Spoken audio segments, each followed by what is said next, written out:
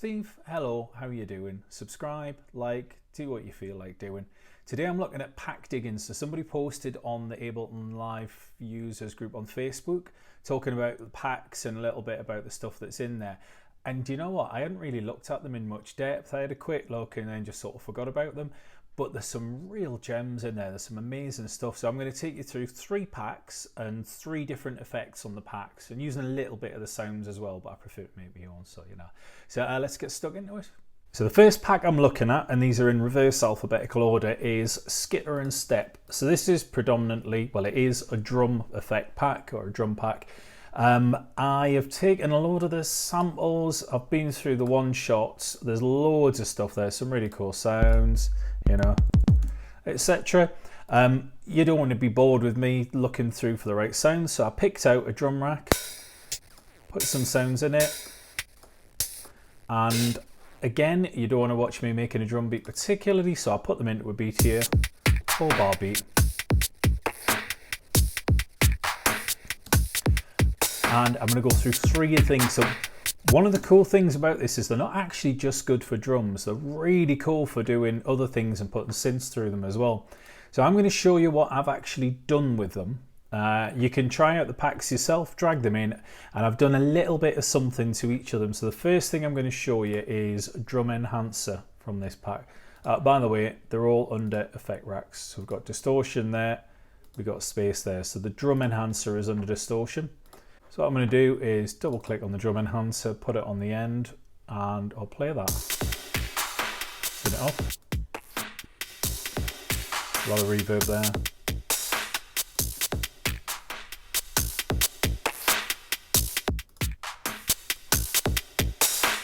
Now, what I've done on this is I increased the glue compressor amount. I put the ratio up to 10 and added a dry wet knob for it as well. So, and I tell you what else really needs doing on this, because I think we need a dry, rename that to dry. I think we need a dry wet on it. So I'm just going to add another macro, go into the chain, select them both, drag them out, and I'll make the dry chain the default one. Just drag from the top of that, drag from the top of this, and we will right click, macro that to number 9, chain selector. So I think often with these things you need a little bit. Too much can be a bit overpowering. I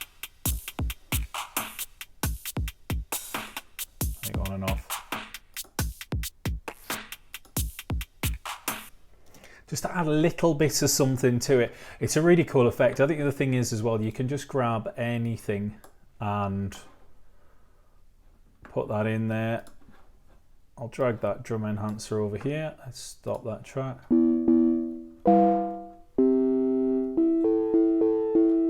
turn it off.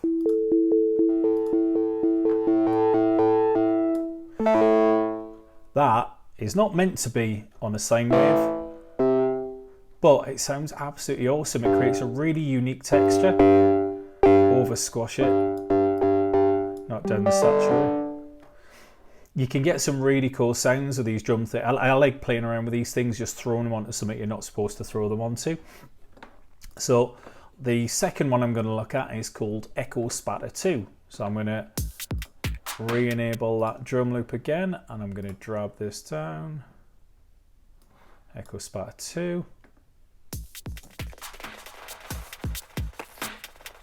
Now, I added I removed an erosion. There was an erosion in here. I removed that. I added a second echo device and a grain delay, and I took the limiter off the end because it didn't really need limiting. So now it's mainly high frequency stuff, so it adds a nice little bit to it. But if I do the same thing with that and I drag it across onto this channel,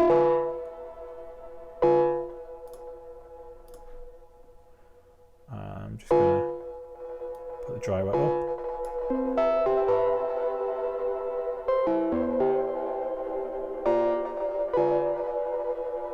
That is pretty awesome. But again, it's meant for drums, but it's actually a lot more low frequency before I played around with it. Again, try that one, drag it in yourself. Third thing from this pack I'm going to show you is hazy reels.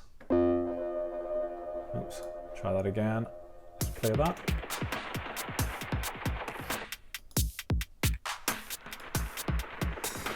Now what I've done with this is at the end of the chain I've added an echo, and I haven't got dipping on this one though. I've added a chain at the echo at the end of the chain, and I added a dry wet knob because there wasn't one before, and I've also put the echo there,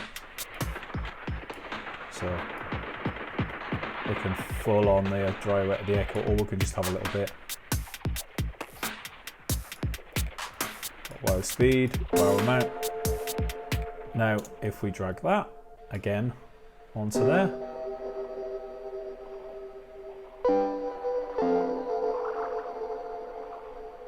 so we'll pop the dry wet up. I'm gonna knock down the chain list so I can move these around a little bit, otherwise they end up all over the place. So if I drag that hazy reels first, it's a little bit crazy.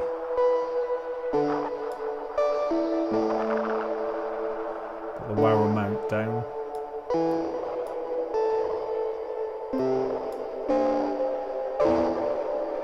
Now you can see that the CPU is up there because there's quite a lot of effects in each of these racks, but you can see the usage as I'm pushing it down there as well.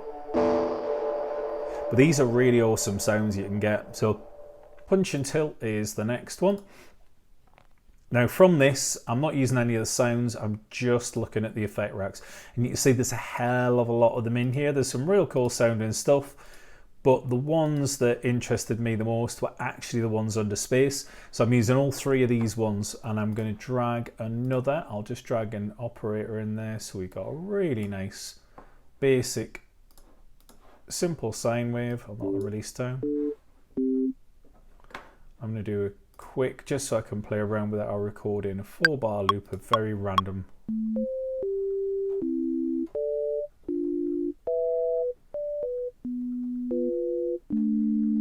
Alright, so we'll just have that playing in the background. First one I'm looking at is Dirty Impact Delay.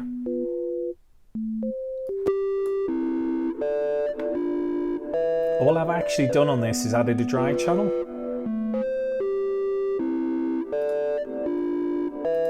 Just so you can. So what's really cool on this, you've got pedal in there, which is something I've never used before. The overdrive and the pedal is quite nice. We've got the delay getting ducked, so it's not actually playing the delay while we play notes. Saturation, we've got EQ in there, compression, and a limiter at the end just to control it. But it's an amazing sounding thing. But these are really cool ambient generation things. And it's the stuff that you can actually have a little play around with, add little bits in here and there. So you can easily play around, grab, say, let's just grab a classic chorus. Let's put it just before the echo. Pop that down and pop feedback up. And the amount.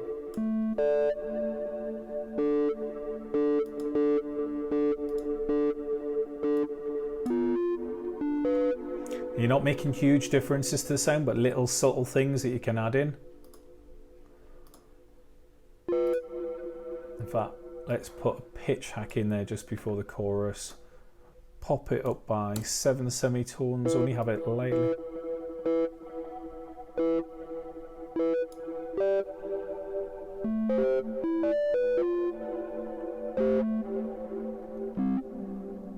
There's a lot of cool things you can do, like playing around with actually making the order of everything different, adding your own little bits in.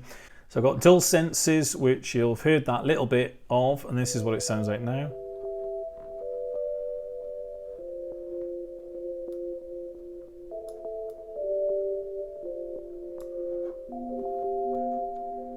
Again, another great if I play the loop.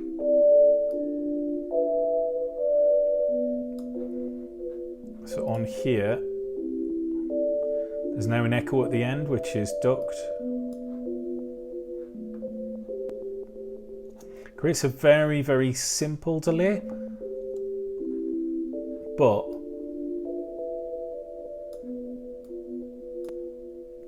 very effective for sort of ambient, pushing it into the background. Really, really nice.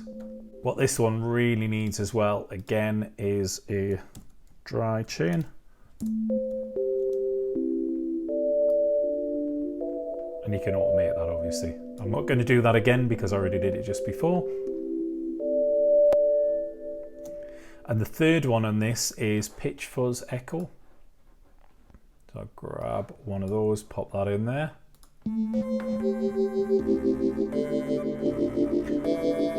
Makes it sound a bit like an organ, this, but I've done quite a lot on this. I reduced the wet on the pitch shifting device, the frequency shifter, because it was just a bit too much. I've added an expander, so the multi-band compression, I put expansion onto each of these. On the pedal, I changed the mapping a bit so it wasn't quite as much on the fuzz amount and the fuzz gain, because it was a little bit too in your face from the original. If you put the original on there, you'll see what I mean.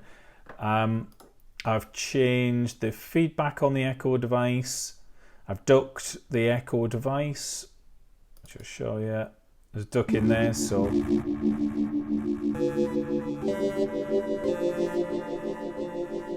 it doesn't have a huge effect because of what's going on before it.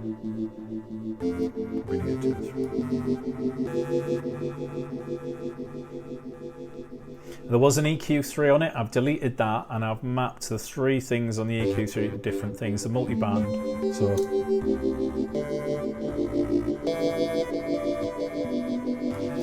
and I've mapped the cabinet at the end.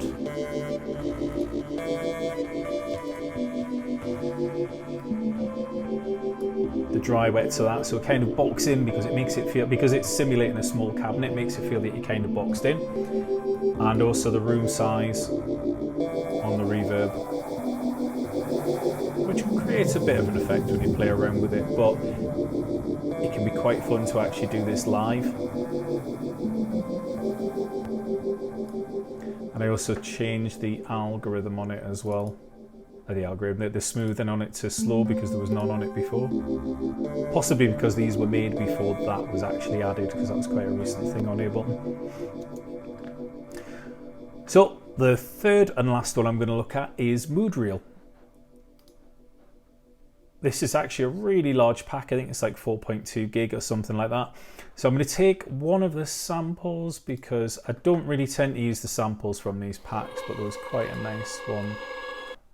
That Atmos there. I'm going to grab a simpler into that channel, go back into the pack, and we'll grab it from here where it's a bit louder. Cool. Right, that's nice. And then I'm going to grab an ambient avalanche.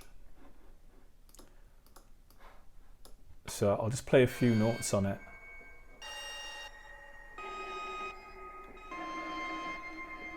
So this is a great sound. Put the gain up on that a bit.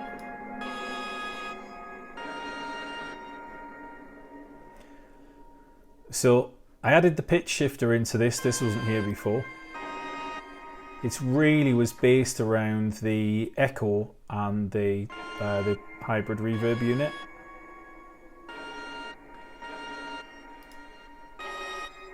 And then the shifter amount is mapped along with the shifter feedback, which wasn't before.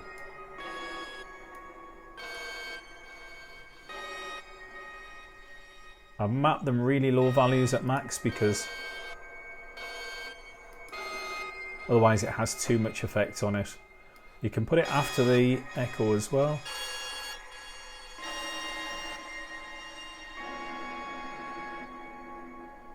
But the core of it is really around this ambient avalanche patch that comes with it. It's really, really nice. Next thing I've masked from this is Kilimanjaro, which is quite a simple patch, but I've added into it. So the Kilimanjaro is actually, I'm going to turn these off, is the hybrid reverb patch. So I put this into a separate wavetable because this one's a bit of a strange one. It doesn't work too well with that other sound. So the 2 pitch hacks. I've mapped the recycling and the dry wet. I'm just holding down sine waves here.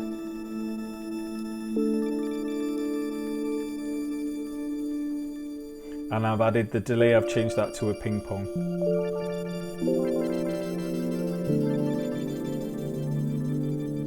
So I'll play that without the pitch hacks. That sounds really, really nice.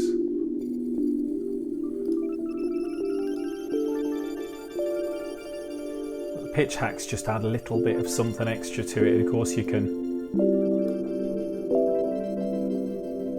make it a little bit of an ear candy thing as well, so they're just at the top of the hearing on that high frequency. Now the last thing I've looked at is Tapestry of Gems. Let's take that one off. Quite a similar sort of thing, you'll notice, with the pitches going up there.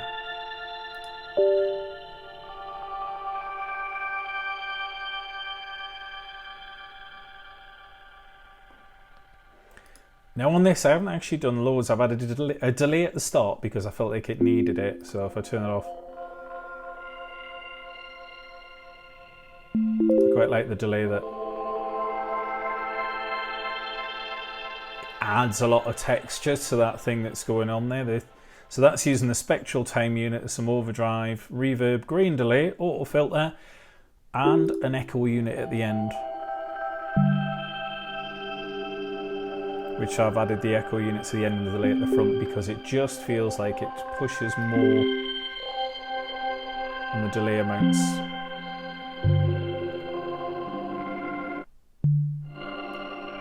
And a dry wet. It's really nice to be able to put these delays to full wet. So I added that to the chain because, yeah. The whole point of this is actually just to dig down into the packs and see what you find, because there's some absolutely amazing stuff sat down in there. There's so much to play with, and I'm pretty much, there's quite a few of these I'm going to be using as part of the album stuff that I'm doing. So I'll kind of keep a thing up on that and show you what I'm doing with them as you go along. But dig down into the packs, get stuck into them, take them away, change them to do whatever you want them to do, add things, take them away, have a play with them. They're absolutely amazing. Thank you very much for watching. Like, subscribe again, all that sort of thing, and I'll see you on the next one.